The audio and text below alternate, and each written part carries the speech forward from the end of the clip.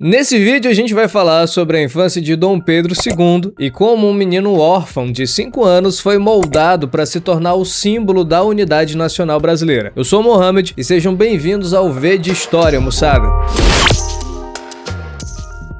Para entender quem foi Dom Pedro II, a gente precisa voltar a 2 de dezembro de 1825, quando aconteceu algo inédito no continente americano. Nessa data, no Rio de Janeiro, nascia Pedro de Alcântara, o primeiro herdeiro do trono brasileiro, nascido em solo americano. E aqui tem um detalhe crucial. Esse menino não apenas nasceu, ele foi fundado como uma instituição política, carregando um peso simbólico gigantesco desde o berço. Esse peso tinha uma razão concreta que vinha do contexto continental. Naquele momento, o Brasil enfrentava um temor real, o fantasma da fragmentação territorial que havia dilacerado a América Espanhola em dezenas de repúblicas independentes. Diante dessa ameaça, as elites brasileiras, especialmente do Centro-Sul, fizeram uma aposta estratégica. A monarquia seria o instrumento para manter a unidade do país. E esse menino, recém-nascido, representava exatamente essa esperança, ligando as casas reais de Bragança, Bourbon e Habsburgo a um destino tropical. Mas a infância de Pedro começou sob o signo da tragédia familiar, o que moldaria profundamente sua formação. Sua mãe,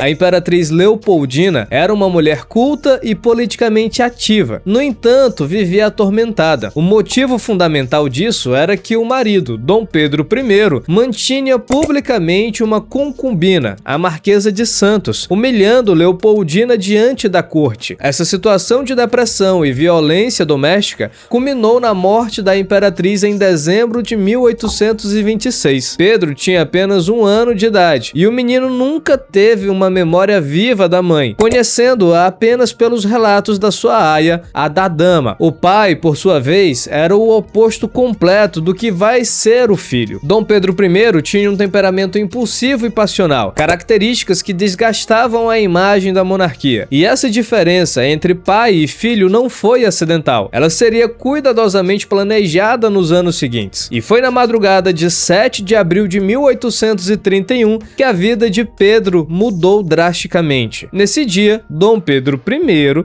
abdicou do trono e partiu para a Europa para lutar pelo trono português. E ao partir, deixou para trás um menino de apenas 5 anos. A cena da despedida foi traumática. Pedro foi retirado da Quinta da Boa Vista e levado ao paço da cidade em meio a uma multidão agitada. Desenhos de Debré mostram a criança chorando, aterrorizada e sendo exibida na janela para o povo e para a tropa, com canhões soando ao fundo. Esse som traumatizaria o imperador por anos. E diante desse cenário de abandono, algo interessante aconteceu do ponto de vista político. A figura da criança solitária, deixada pelos pais em nome do dever, comoveu a população. Pedro se transformou no chamado órfão da nação, adotado simbolicamente pelo Brasil, e essa orfandade se tornou capital político, o que é explicado porque a despedida não foi apenas um drama pessoal, foi um ritual onde a legitimidade foi transferida para uma criança que se tornou o símbolo exclusivo da nacionalidade, livre das manchas portuguesas do pai. E foi seguindo essa lógica de unidade nacional que José Bonifácio de Andrada e Silva, o patriarca da independência, assumiu a tutela do menino. A cena de seu retorno ao palácio é marcante. Ele ergue a criança e exclama que o menino era seu imperador e seu filho ao mesmo tempo. Bonifácio via no menino a garantia da unidade do Brasil, mas essa tutela seria breve, e isso se deveu a conflitos políticos. O temperamento belicoso de Bonifácio e suas ligações com os restauradores, ou seja, aqueles que queriam a volta de Dom Pedro I, levaram à sua destituição em 1833. O episódio foi traumático. Bonifácio foi retirado à força e colocado em prisão domiciliar. O menino Pedro presenciou a tensão e a perda do seu protetor naquele momento. Para substituí-lo, assumiu a tutela Manuel Inácio de Andrade Souto Maior Pinto Coelho, o Marquês de Itanhaém, homem de inteligência medíocre, mas de rigidez militar e moral estrita. E foi Itanhaém quem implementou um sistema que moldaria completamente a personalidade do imperador, já que o objetivo era claro: criar o oposto do pai. Um monarca sutil, culto, controlado e civilizado, em contraste com a impulsividade e o autoritarismo de Pedro I. A partir desse momento, a vida do menino transformou-se numa rotina monástica e exaustiva, desenhada para esse propósito pedagógico. Pedro acordava às 7 da manhã, com horários cronometrados para orações, refeições moderadas e estudos intensivos. Tinha pouco tempo para lazer e quase nenhum contato com crianças de sua idade. Buscando dar forma intelectual ao futuro monarca, Frei Pedro de Santa Mariana, seu preceptor intelectual, incutiu no menino o amor pelos livros e a disciplina férrea. Pedro refugiava-se na leitura para escapar da sua realidade solitária. Já Félix Émile Tonnet, mestre de desenho e cultura, tornou-se uma referência paterna e intelectual para o menino. Esse regime educacional severo tinha um propósito pedagógico bem definido que refletia os ideais da época. As instruções de Itanhaém enfatizavam a igualdade fundamental dos seres humanos, a necessidade de justiça, imparcialidade e dedicação ao bem público. Pedro absorveu completamente esses ensinamentos iluministas, humanistas e constitucionalistas. Desenvolveu uma paixão pelos estudos que o acompanharia por toda a vida. Tornou-se poliglota, dominando francês, inglês, alemão, latim e grego. Cultivou interesses pelas ciências, especialmente astronomia e história natural. O resultado da personalidade foi profundo e, em certo sentido, contraditório. O menino tornou-se tímido, dócil, obediente e precoce nos estudos, mas também infeliz e carente de afeto. A repressão emocional resultou, na vida adulta, num homem que escondia suas paixões sob uma máscara de indiferença e dever. Um detalhe curioso sobre essa formação é que sua voz nunca engrossou, mantendo um timbre infantil que contrastava com sua altura de 1,90 m. Ele era grande pra caramba. Enquanto isso, o Brasil ardia em revoltas, criando um contraste dramático com a vida reclusa do menino. Durante o conturbado período regencial, que é essa fase inicial da vida de Dom Pedro II, o país enfrentava a cabanagem no Pará, a balaiada no Maranhão, a sabinada na Bahia e a Revolução Farroupilha no Rio Grande do Sul. E em meio a esse caos, a figura física de Pedro II era quase invisível. Ele vivia recluso no Paço de São Cristóvão, numa corte que foi descrita como a mais triste do universo. Essa melancolia se devia ao fato de que os regentes, temendo o retorno do absolutismo, esvaziaram os rituais monárquicos. Não havia festas ou bailes, e o imperador vivia cercado apenas por professores e criados. Mas se o menino era invisível, sua imagem era onipresente e estratégica, o que mostra a dimensão simbólica do poder. Pinturas da época retratavam o menino rei sempre mais velho do que realmente era, em poses sérias, fardado, cercado de livros ou símbolos do Estado. A intenção era clara: projetar estabilidade, maturidade e autoridade num país instável, governado por uma criança. Para a população, ele era visto como uma mistura de Dom Sebastião, o rei esperado que salvaria o povo, e o imperador do divino das festas populares. Ele era uma ideia de ordem pairando sobre o caos político. Esse contexto de instabilidade levou a uma decisão drástica, que mudaria o rumo da história brasileira. Em 1840, a incapacidade das regências em conter as revoltas provinciais fez com que liberais e conservadores chegassem à mesma conclusão. Apenas a figura sagrada do imperador poderia pacificar o país. E foi assim que começou o movimento pela antecipação da maioridade de Dom Pedro II. Os liberais, temendo a perpetuação dos conservadores no poder, criaram a Sociedade Promotora da Maioridade. Usaram a figura do menino como símbolo de ordem e unidade nacional. Aos 14 anos incompletos, Pedro foi consultado se desejava assumir o trono antes da hora. A história oficial conta que o menino respondeu de forma decidida que queria já, mas essa versão esconde uma realidade mais complexa, revelada pelos próprios relatos da época. Relatos contemporâneos indicam que o menino era tímido e manipulado pelas facções palacianas. Ele admite, posteriormente, que era inexperiente demais e que foi usado pelas facções políticas. O golpe da maioridade não foi um amadurecimento natural, mas uma construção política urgente, já que Pedro foi praticamente empurrado para o trono como uma solução mágica para a crise. Em 23 de julho de 1840, Pedro II foi declarado maior em meio à grande mobilização popular no Campo de Santana. A cerimônia repetiu a lógica da abdicação de 1831. O povo, a tropa Europa e a elite no mesmo cenário, trocando um governo impopular pela esperança depositada num adolescente. A coroação oficial ocorreu em 1841, com grandes festividades que contrastavam com a simplicidade republicana do período regencial. A cerimônia de sagração foi descrita como um teatro político grandioso. O menino vestia roupas pesadas, com coroa e manto grandes demais para o seu corpo franzino. Encenava o papel de um monarca adulto e poderoso. Entre as insígnias imperiais criadas para a ocasião estava a murça de pena de tucano, elemento que tropicalizava a realeza europeia. A cerimônia recuperou o ritual medieval da sagração e unção, abolido em Portugal, numa tentativa de sacralizar o jovem monarca e legitimar o regime. Esse espetáculo cumpriu dupla função, operando em dois níveis simultâneos. Instrumentalmente, serviu aos interesses das elites em estabilizar o poder. Simbolicamente, mobilizou o imaginário popular através da riqueza do ritual, fazendo do pequeno imperador uma figura ao mesmo tempo real e mística. A infância de Dom Pedro II foi essencialmente suprimida em favor da construção de um símbolo. Ele não teve permissão para ser criança. Foi treinado para ser a antítese do pai e o primeiro cidadão de um país escravocrata. Aos 14 anos, Pedro II assumiu o comando de uma nação continental e fraturada. Sua figura serviu como o cimento ideológico que impediu a fragmentação do Brasil, operando através de um teatro da corte onde rituais, imagens e a etiqueta mascaravam a violência da escravidão e a instabilidade das instituições. Pedro de Alcântara, um indivíduo sensível, foi sufocado para dar lugar a Dom Pedro II, a instituição. Ele cresceu sem família nuclear, moldado por tutores que lhe ensinaram que governar era um fardo e um dever sagrado. Isso criou um monarca que reinaria por quase meio século com a dedicação de um burocrata e a solidão de um órfão, um imperador fabricado para ser o guardião da civilização nos trópicos. Se você chegou até aqui, muito obrigado. Dá uma olhada nesse vídeo que tá aparecendo aqui que eu acho que tu vai achar interessante. Obrigado pela atenção, abraço e até a próxima.